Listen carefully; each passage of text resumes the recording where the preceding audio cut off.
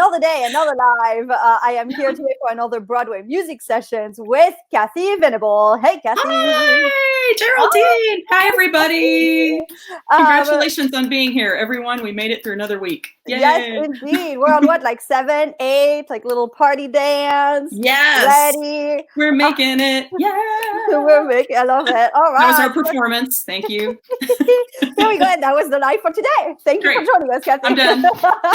So everyone, if you are tuning in live, I am your host, Geraldine Anello. Cathy Venable has done a lot of amazing things, including lots of tours that we're going to be grilling her on because I have questions. And so do you. If you do, put them in the comments. I will ask them for you. So Cathy has been on the national tours of the Phantom of the Opera, also on The Sound of Music, and currently hiatus, depending, on the tour of Frozen, the first national tour. Frozen. So cheers to that. Cheers to that. Yay. My Frozen mug. So, I mean, the fun thing is I've known you when you were in New York, and you had been in New York for like your entire career. And the tour thing was not something you ever tried. And then all of a sudden the road took you and off you went and never returned. And I missed you. I know I haven't seen you in a while, but the last time I saw you, I remember you were in LA doing some amazing gig. I can't remember what it was. And I was there for the first month, I think, of the Sound of Music tour. And we got together. So I love that Sound of Music version because those transitions were so tight. Mm-hmm. I know the transitions were a whole other world, and it just flew by. Yes, it was very film-like, and Andy Einhorn really redid things so you never would have the end of a piece and then you'd have the music getting to the next scene. It was film-like, so you would be looking at one part of the stage and you'd hear music, you'd never notice the set changing, and then all of a sudden, there's the Baroness. So Andy Einhorn did a beautiful job with that. That was so good. And tell me if I'm wrong, but that was also your first conducting credit, correct? Yes. Like as a stick conductor. My first official stick conducting credit, although our mutual friend Andy Anderson, I think you did some opera with Andy in Montana, right? I used to do, for about 21 summers, I would do summer stock in Tulsa called Light Opera Oklahoma. And I never thought to ask to conduct, but finally when I needed to start getting that experience, and people in New York were saying, you're subbing, do you want to be a conductor? You need to get some stick experience. So I asked Andy and Eric Gibson, who ran that company, is there any way I could be an assistant this summer and maybe do some conducting? So I got to conduct a few performances of Hello, Dolly for Andy as his assistant. So I owe him a lot because he got my very first stick conducting experience was there in Tulsa. I love it. I had about a week to prep. This is another Andy story. I did not know we were going to talk about him. I had about a week to prep stick conducting The Drowsy Chaperone. Oh my gosh, and somehow, I don't know why, but I knew he had done it. And he was like, oh, do you want to take my score? And he just literally handed me his fully marked score, which was such a gift. When you have a week to prep, having a fully marked score, as great a conductor as he is. Yes, he's really, so clear.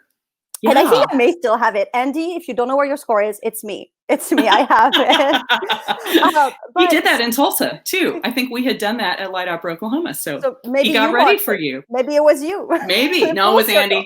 Full circle over here. So I find that's interesting with conducting because people either come to it kind of as part of their education, kind of right away, and it's part of it, or they just don't. And then at some point, here they are on a podium.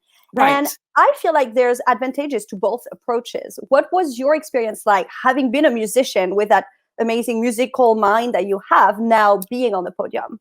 Thank you. I remember talking with you about it. I remember having coffee with you many times and talking about how you were very enthusiastic about conducting and I was terrified of it. You said, what do you mean? It's the most wonderful thing in the world. And I was in the mindset of, conductors are just, I put them on a pedestal literally. And I always thought, I could never do that. I could not aspire to do that. And then I started thinking, I need to try. I need to learn. And I had to take myself from an accompanist mindset to thinking a conductor also is accompanying the orchestra. I mean, we're accompanying the singers all together. It's a team. And you're facilitating the team doing the best job that they can. So that helped me get over I could never try to do that. It's been wonderful. I did some conducting lessons with Konstantin Katsopoulos, who was marvelous. Who is one of the top 2 conducting teachers in New York City, along with Gary Fagan, who I studied with and whom I adore as well. Yes, I worked with him a little bit too, and he's also marvelous. So Yes. those two men were very, very inspiring. And then just getting to do it a little bit. Jay Alger was the music director for Sound of Music, and Andy Einhorn was the supervisor. They gave me that opportunity, and I am so grateful that they did that because I got over my terror. Well, it's still pretty terrifying. Isn't it kind of like jumping out of a plane sometimes when you're conducting a show? It's When I feel amazing. like, I mean, I like the transportation connotation. For me, I feel like I'm trying to like, I'm driving a giant boat, like one of those cruise lines that can carry like Right? thousands of people, Titanic level. I'm just like, I can do it. Like, and it Yeah. requires a lot of muscle in my head. I'm just like, oh. Right, right. Yeah, you feel the power a little bit. Um, yeah, I think it's like feeling like the line there is between it working and it not working. It's Right, like, ooh, this will right. work, and just a split apart, and now here we're not together. Exactly, It's exactly. that But fear. So I mean, you've been doing Frozen now, and right. you've been conducting 4 years. So what is your approach now as a conductor? Now I still see it as you're facilitating the team making the best performance that they can. And it's a great team at Frozen. It's wonderful. People in the orchestra and the cast is wonderful. But I still feel the conductor is the facilitator that certainly has a lot of power to do good or evil. We hope we all do good. But yeah, I really see myself as part of that team, which is great. There's just nothing more thrilling than conducting a show. Wouldn't you say at the very start of a show, it's really scary and thrilling when you hear the first chords of a show or Frozen, na, na, na, hey, ya, na. It's exciting. I'm missing it. Oh, Yeah. my happiness level rises up during every single opening number. Because Yes. beforehand, I'm not the most patient person. So waiting for the show to start is like, I'm like, okay, let's get it going. Right. Once the song starts, oh man, those like 5, 8 minutes, I'm living. That's like my favorite part. Yeah. Like That's you get all really, that energy from the audience and from the cast, and you feel like you're embarking yes. on this long journey and feel like I'm an Yes. explorer. I don't know. Right. Right. When you get through, you feel like we've really done something great. We've accomplished something together, people. It's Yeah. fabulous. What's one of your favorite conducting moments in Frozen?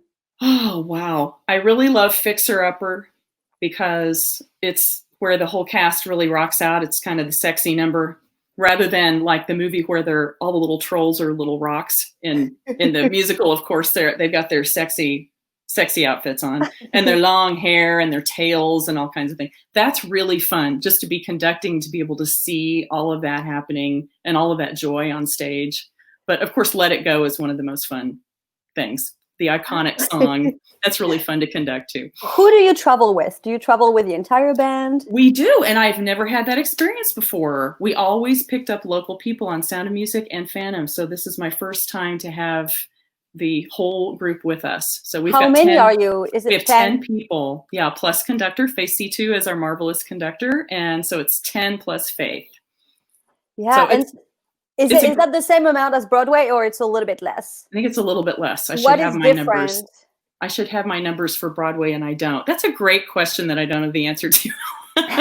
Very good question. I think it's great. It shows to everyone we are live. There's no like pre-prep. There's no like, we know what's going to happen. We're just free-flowing it over here. Right. Wow. We are. We have a question from Braden who wants to know if there is anything specific that you do the day off to prep before you conduct versus when you play. Okay. Well, yes, I always go through my whole score because still as the associate, every day I think, okay, I'm going to treat it like it's the first time. And I go through the whole score and I remind myself of the spots that make me a little nervous, which I won't tell you what they are, but there are a few. And I do a little bit of like praying or meditating, whatever you want to call that, before I go in. And then once you hit the theater, you're warming up the kids and you're visiting the principal artists and you're saying hi to the ensemble. So I try to do a lot of that before I get to the theater, kind of getting myself zen and centered. But I do still go through the score and just remind myself of the places I need to really look at.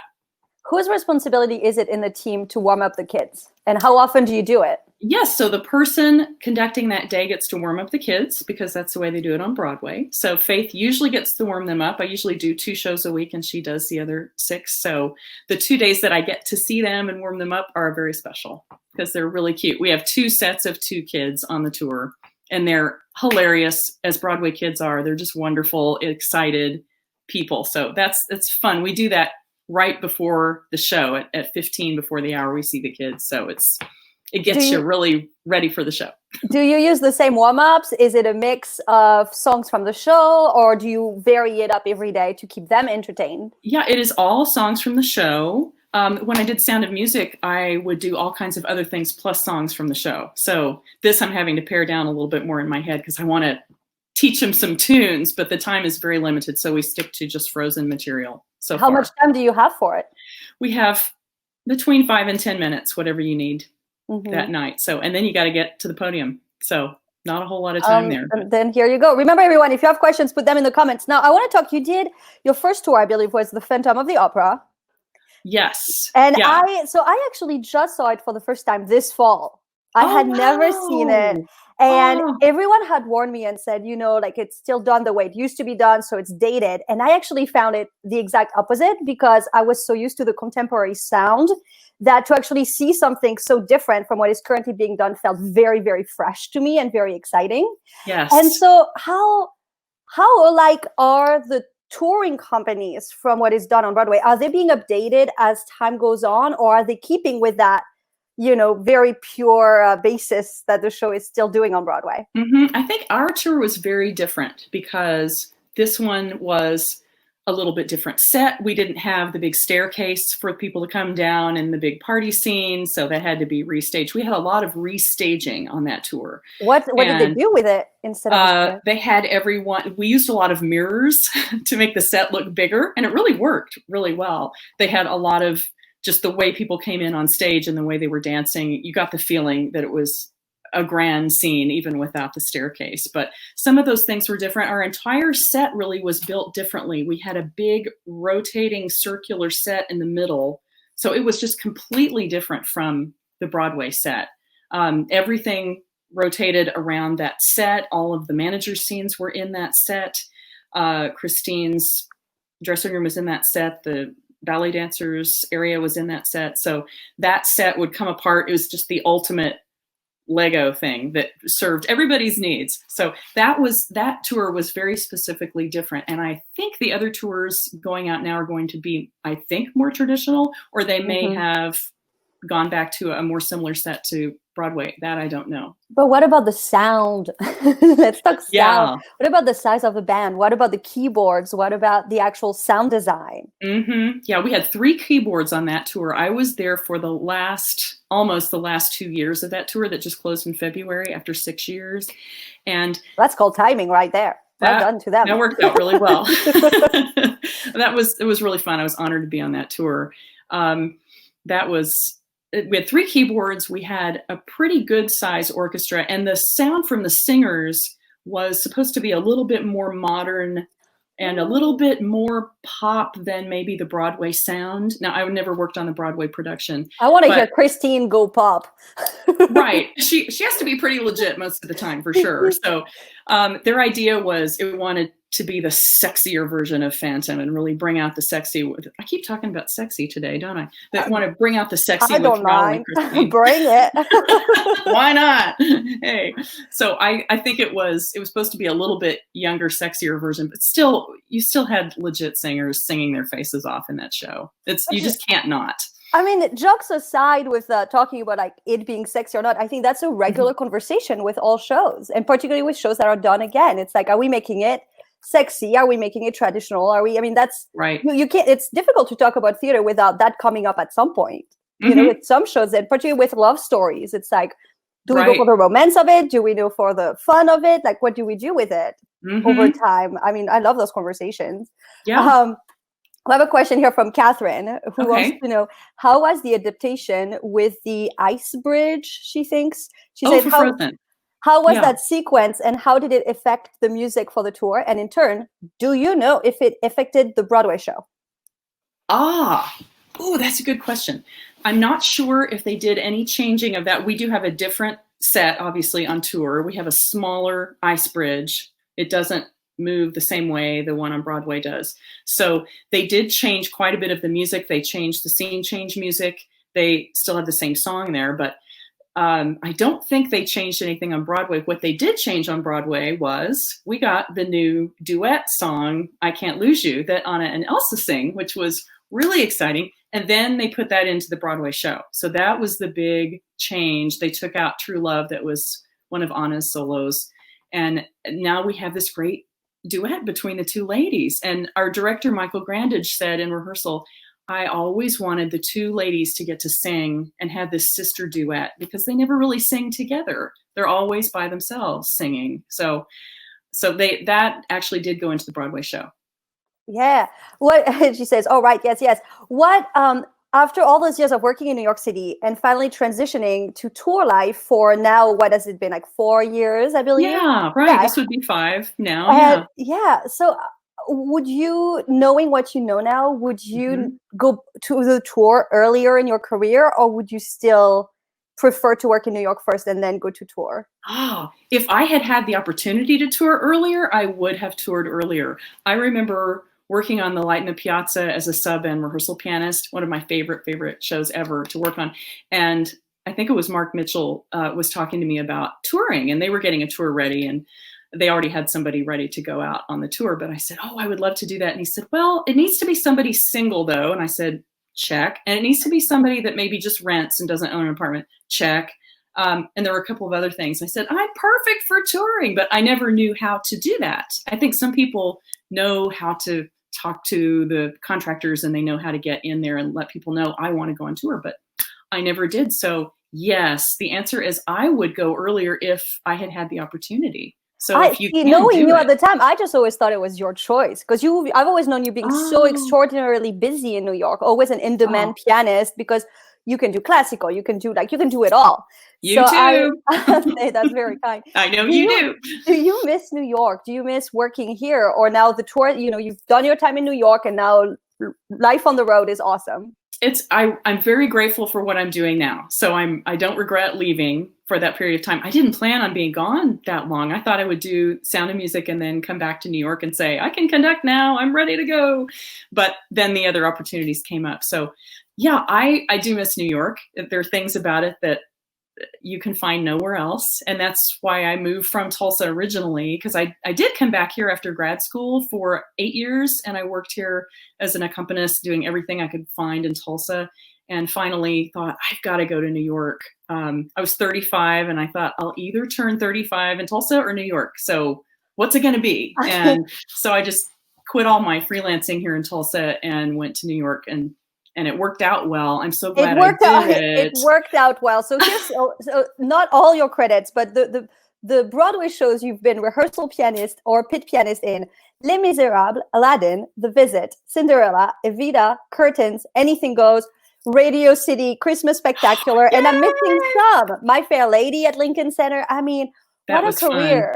Fun. Let's talk about that. Rehearsal pianist, pit pianist. Any favorite between the two? Right. Oh, that's a good question. I love it all. But I don't know if you feel this way too, but I just love being in rehearsal. That's really fun. When I was subbing on a show and I would only be in the pit, I would miss getting to be in rehearsal with people because I always want to know the cast and get to know everybody. So that's fun. And I always felt like I got to know it so much better being in rehearsal and seeing things over and over and over and over. What do you think made you hired for both roles in so many shows? Oh, wow. Well, I think Josh Rosenblum, another mutual friend we have from Grinch. He's wonderful. He said to me one time, there are a lot of people that don't like to play rehearsal. So people think of you because you're so excited about it. I didn't know I was more excited than other people, but I love to do it. I love to be the person at the piano that's ready to go, that knows where we're starting, that if the director's talking about something else, that you stay focused and stay there and you say, I know right where you are. Sometimes that's very difficult to do when you don't know the show yet, but so I don't know. I guess I'm excited about those things and I enjoy being there, and it's fun to be in the room. Just fun to be in the room where it happens, although I've never done Hamilton. What has been, of all those shows that you have played as a rehearsal pianist and a pit pianist, what's one of them that you really loved working for, and why? Well, I loved Light in the Piazza because it's so hard. It's one of the hardest things I ever learn. And I love Curtains, for those of you familiar with that show, because it's all about what we do. It's all about musicals. And David Hyde Pierce is a pianist, so he always would come down and meet the subs and say, "Oh, hi, my name's David. I'm a pianist too." It's just the most humble, lovely person. So that was a great show to work on. And of course, Wonderful Town was my first Broadway gig. Again, Josh Rosenblum gave me a shot. So, and you know why he did? I sent him a resume like back before you did a lot of email. I sent him a paper resume and I sent him my headshot. I don't know if anybody does that, but for some reason, right before I don't think anyone does now because there's online. Like, right. Why would you just go online? You have like 1,000 photos of someone. Yeah, you don't need that. Well, I sent him an 8x10 glossy of myself. I did this for everybody on Broadway. I think a lot of people did. I mean, I've heard a version of that many, many times. I think that was the standard. Well, there you go. Yeah. Well, it worked. He needed a sub, and I got started subbing on that show when Donna Murphy was leaving the show, and they brought in Brooke Shields and needed a rehearsal pianist. And Josh said, "I don't have time for that. Do you mind playing those?" And I said, "Oh my gosh, I'll work with Brooke. Sure. Yeah, whatever. That's great. I'll do it." So I'm grateful to him too. And I mean, that's the difference right there, right? It's like, I'm asking you your two favorite shows and you say Light in the Piazza, like crazy classical score. And then you say Curtains, which is totally groovy score. Yeah. And like swing and all of that. And I think that's really the key, right? If you're able to do both, that makes the difference in a career, doesn't it? That's true. That's true. Although I really admire the people that can also do comping and improving. And you may be one of those people. Yeah. I have to work on that. Oh, but those people really, really impress me. But it's funny because I also find the more I talk with Broadway musicians, the less, like the more, no one thinks they can do those things. I have yet to really talk to many Broadway musicians who think they are great at jazz. Well, pianists, I should say. They're guitarists and drummers, yes. But music directors, most of them are like, "Oh, I fake it. Oh, I just fake it." And meanwhile, they're going to come up with like the most brilliant like stuff, and they're all improvising and they're wonderful. Like, but they don't always, there's not many of them that are like, "Yeah, I'm good at that." Okay, everybody's so humble. They're very, very humble.